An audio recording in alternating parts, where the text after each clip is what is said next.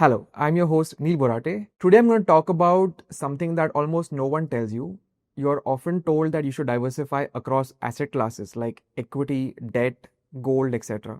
But I'm going to tell you that you should also diversify across investment products like mutual funds, PPF, EPF, NPS, even though the same products might ultimately be investing in the same asset class or asset classes like equity, debt, and gold.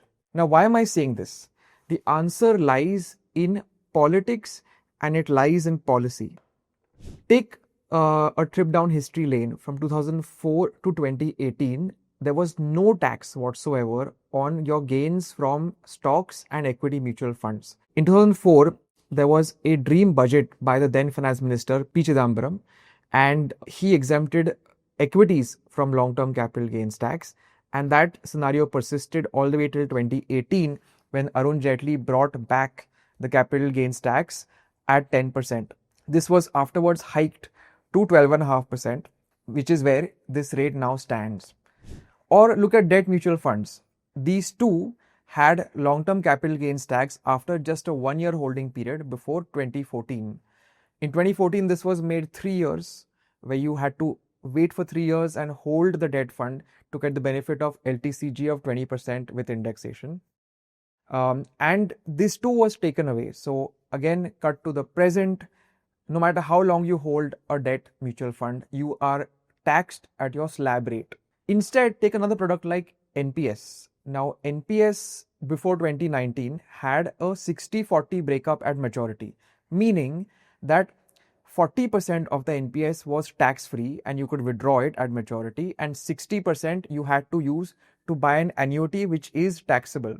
2019, this was flipped around. So 60% was made tax-free, 40% you had to use to buy an annuity. So NPS got more favorable, mutual funds got less favorable. If you were only mutual funds, you would have suffered the brunt of negative policy changes. If you were only in NPS, you would have benefited from the policy changes. But had you been in both, well, you would have averaged it out.